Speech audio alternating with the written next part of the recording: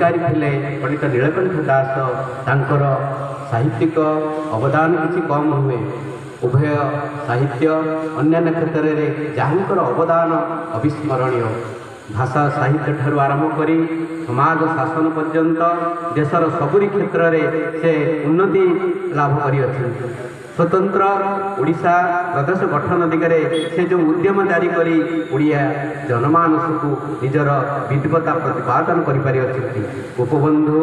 गोदावरीश रूपासिनी मिश्र सहित जो साहित्य सृष्टि माध्यम इतिहासर अंतराल ओडिया जाति को देशात्मबोधरे लिखित करने को जहाँकर प्रचेषा अविस्मरणीय जहाँकि अस्मिता बोधर प्रतीक बोली जना जाए प्रकृत में पंडित नीलकंठ दास जो कृति मध्य कोणार्के खारबेल अनेक क्षुद्र कविता प्रबंध आर्य जीवन दास नायक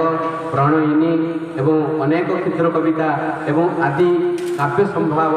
एवं ओडिया साहित्यर क्रम परिणाम संस्कृत और संस्कृति श्रीमद् भागवत गीता नवभारत सत्यवादी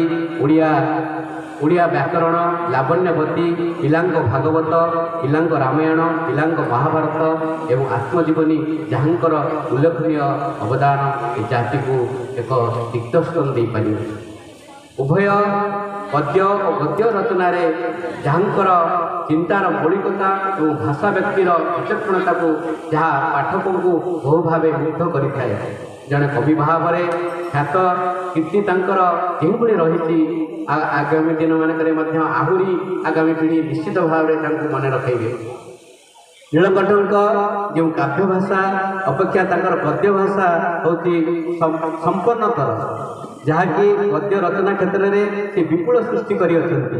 मनन कौतूहल विचित्रगामी शिक्षा साहित्य धर्म संस्कृति दर्शन विज्ञान समाज राजनीति ठारू आरंभ कर छंद और व्याकरण पर्यंत बहु विषय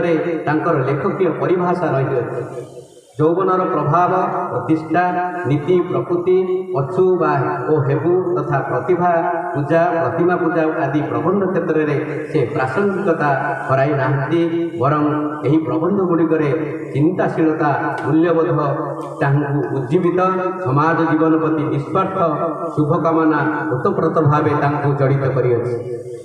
प्रकृत में जीवनव्यापी साधनार व्यापार नित्य विचारर वस्तु मध्य सबुठी चिंता और भावना भारे सृष्ट हो पारि जो पारंपरिक नवजागरणर मानविकवाद एवं देशात्मबोध जहाँकर संश्लिष्ट हो रही अच्छी जी कि सारस्वत साधक कि पांडित्य नुहे एवं ओडियात्य आमूलांक उज्जीवित करी मूल्यबोध प्रदीक्षित हो पारि